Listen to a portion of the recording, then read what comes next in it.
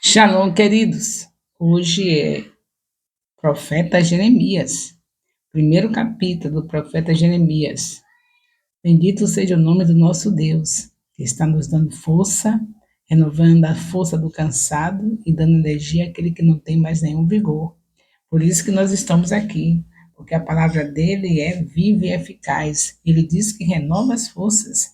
Então, renovando as minhas forças e a de vocês, e nós vamos prosseguindo todos sendo preparados para viver o maior comando do Senhor Jesus, que é ganhar, consolidar, discipular e enviar.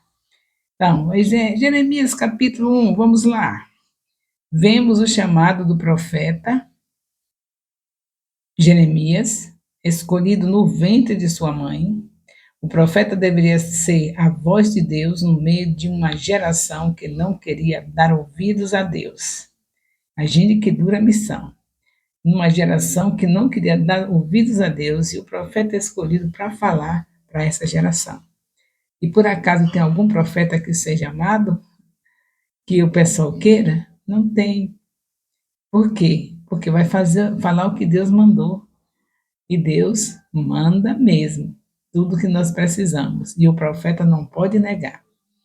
Você já imaginou quantas pessoas me odiaram quando eu falei? Porque hoje a profecia é a Bíblia aberta, não é? No tempo de Jeremias era Deus falando diretamente. E hoje todo profeta tem uma Bíblia inteira para profetizar. E quando você fala de assuntos que muitos não querem falar, você que é aquele profeta que não esconde a voz de Deus, se torna odiado. Eu não me esqueço de quando eu falei de Mateus, capítulo 20, capítulo 5 de Mateus, no versículo 28, que fala que se o homem olhar para uma mulher e pensar, já fez. E aí, se já fez, coisa feia, né? Pecado. Nós não podemos deixar pensamentos que sejam negativos, pensamentos que nos levem a pecar. Então, se pensar já fez, as pessoas pensam que pode estar noivando, não casou ainda, e abraçar, beijar o tempo todo, e não pode, porque não é a sua mulher. Se pensar, olhar para uma mulher e pensar, já fez, imaginou isso? Imagine se olhar, agora imagine um abraçado, beijar uma mulher, se ele está pensando em quê? Então, essa palavra é forte, mas não fui eu que inventei. Foi o Senhor Jesus Cristo que falou em Mateus 5, 28. Então, é isso que sofre o profeta. Ele não pode sair do que Deus falou. No tempo que Deus falava para os profetas diretamente, eles não poderiam sair daquela palavra. E hoje que a palavra está escrita, é a mesma coisa, não pode sair dessa palavra, está escrito. Se está escrito pelo nosso Deus, temos como profetas e profetisas dos últimos dias da igreja na terra, sermos fiéis, falando tudo que está escrito aqui na Bíblia, está escrito aqui na palavra. Louvado seja Deus por isso, né?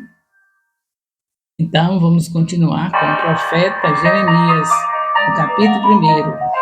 Ele diz, ainda criança ouviu o chamado, o profeta se sente incapaz de realizá-lo, como a maioria de nós. Contudo, o Senhor Deus, que chama, é o mesmo que capacita e promete que estará com seu servo. Assim é conosco. Normalmente o Senhor nos chama para realizar tarefas muito maiores do que nós. É nisso que a sua glória é revelada. Se o poder de Deus está conosco, somos capazes de realizar qualquer feito, não importa qual seja o tamanho. Jeremias deveria anunciar ao povo que uma grande ameaça estava vindo do norte para Judá, contra Judá e Jerusalém. Porém, o seu grande desafio era convencer o povo disso. Jeremias, capítulo 1, é o que está nos falando, o Senhor, desse jeito aqui. Como filho do sacerdote Ilquias, Jeremias tinha uma carreira definida pela frente. Humanamente falando, seu futuro já estava traçado. Contudo, a palavra do Senhor veio até ele e alterou tudo.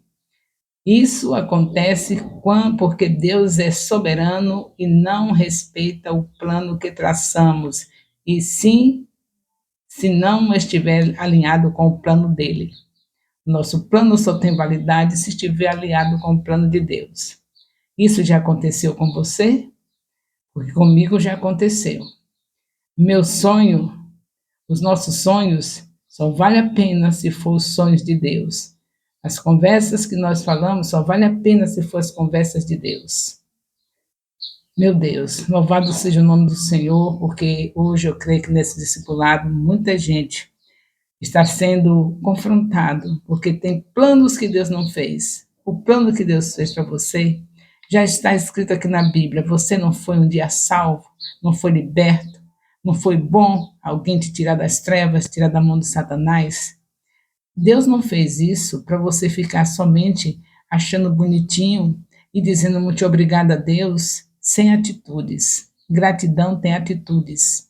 Se você é grato porque o Senhor te tirou das trevas para a sua maravilhosa luz, a única coisa que pode chegar como gratidão diante de Deus é você fazer o mesmo. A pessoa que foi usada por Deus para te salvar, ela enfrentou Satanás. Ela te tirou da mão do diabo. Ou você pensa porque você era bonzinho que não estava na mão dele? Só não está na mão dele aquele que está na mão de Jesus. Todo ser humano já nasce pecador, traz o pecado original. Sendo bonzinho ou não, o pecado original está dentro dele. E como está, e ele ainda não encontrou com Jesus, está na mão de Satanás. A qualquer momento, Satanás faz o que quer dele. Porque a única segurança para estarmos protegidos mesmo é quando temos Jesus.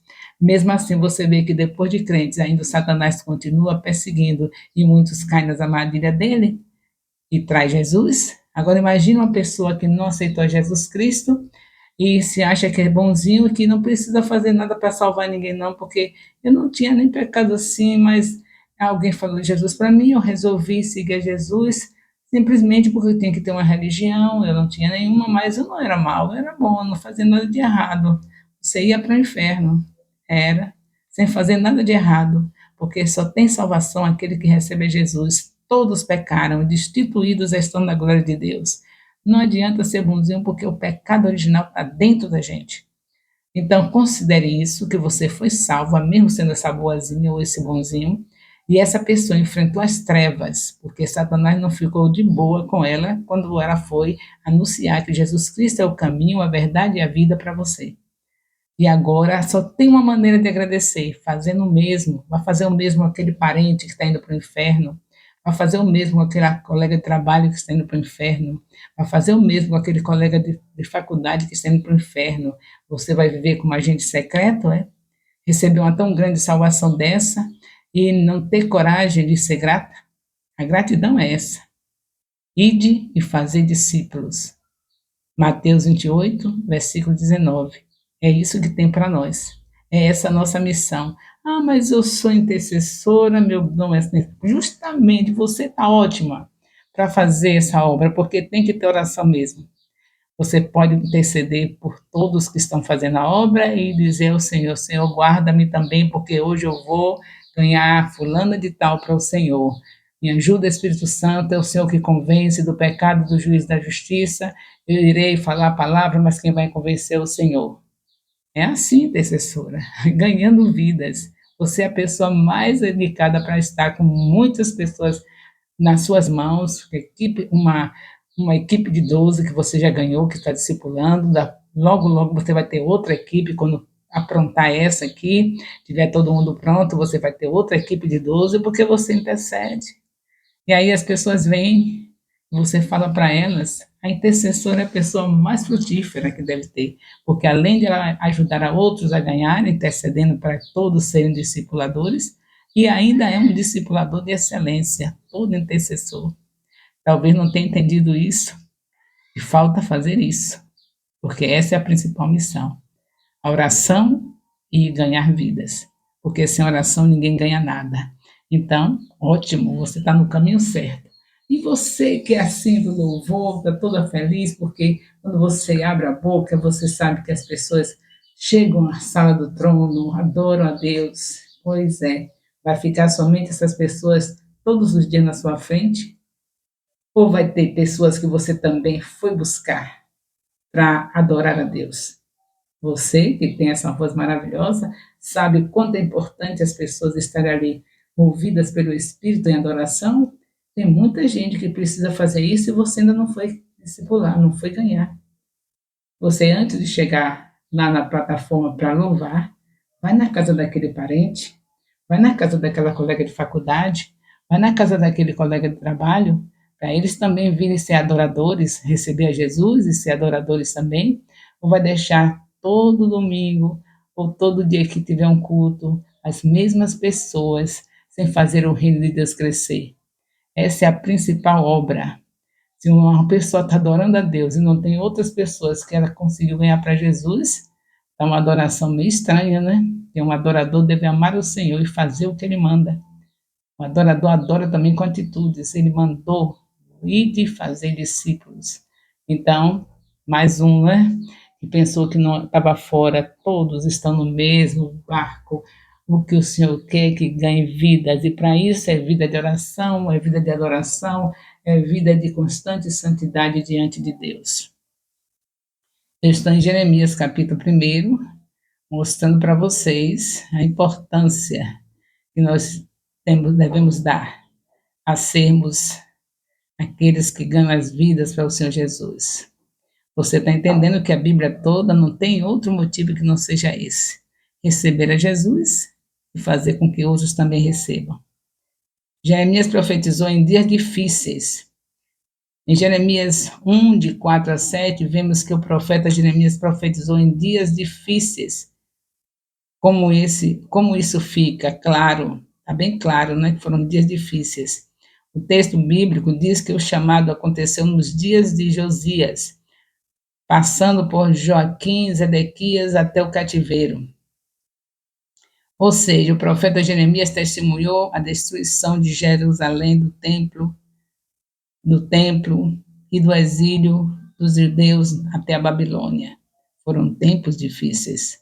Devemos lembrar que nem sempre o chamado e a vocação para servir no reino de Deus são românticos. A gente querendo somente romance, né? O chamado é romântico, aí você quer. Se não for romântico, você cai fora, né? Pois o chamado de Deus é para ser valorizado. O nosso chamado é para ganhar, consolidar, discipular e enviar. Todas as outras coisas que Deus nos der são importantes, porque tudo que nos dá é bom. Mas a principal é esse aí. Talvez você se pergunte, se é assim, por que os vocacionados permanecem servindo? Simples, porque a vocação e o chamado são feitos um para o outro. Então, a vocação e o chamado são feitos um para o outro.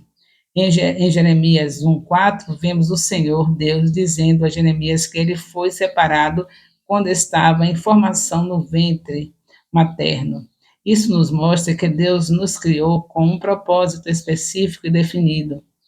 Vivenciá-lo vai depender de uma série de coisas, mas, sobretudo, da sua busca, porque ao longo da jornada, Deus vai falar com você de diversas maneiras. Em Jeremias 1, 5, lemos que Jeremias coloca uma série de empecilhos para não seguir ao chamado de Deus. Ele começa pelo que a maioria de nós diz: não sei falar.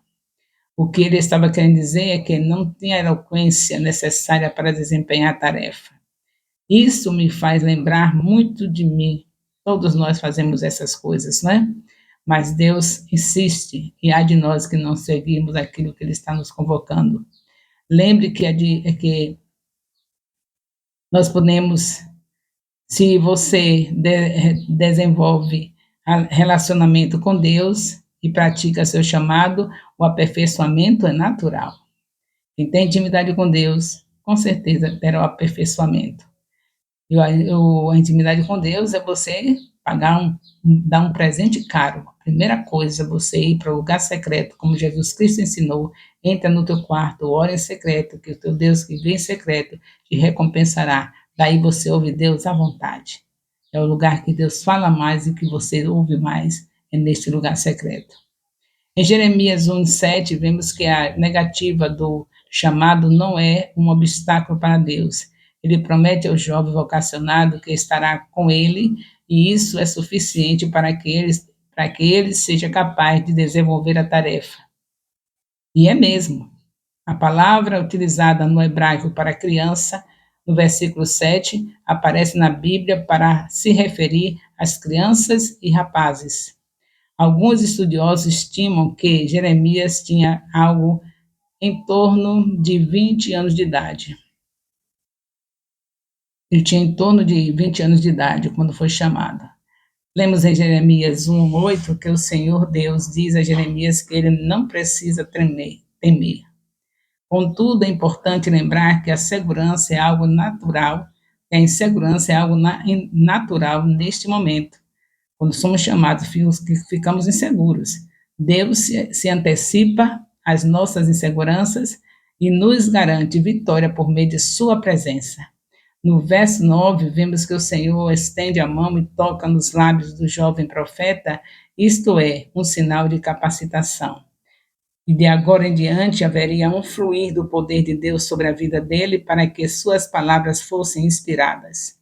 Durante sua vida, o vocacionado vai experimentar momentos singulares onde ele percebe claramente que algo mudou em sua vida, que houve transformação, capacitação.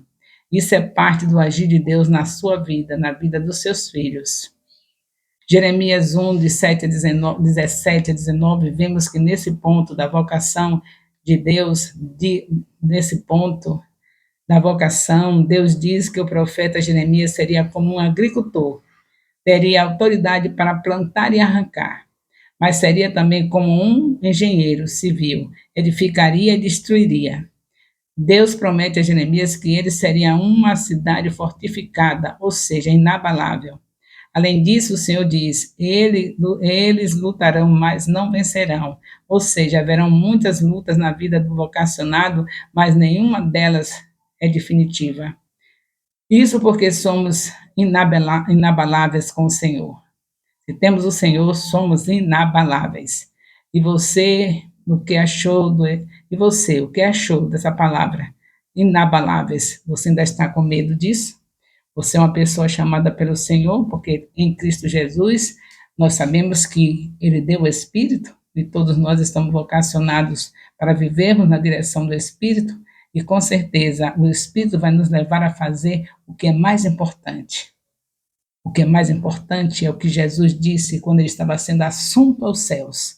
Disse para os seus discípulos: ide e fazei discípulos. Então não tenha medo, o Senhor é com você. Pode tomar sua decisão imediata. Você já tem desde maio de 2023 até aqui, você já está preparado pela palavra.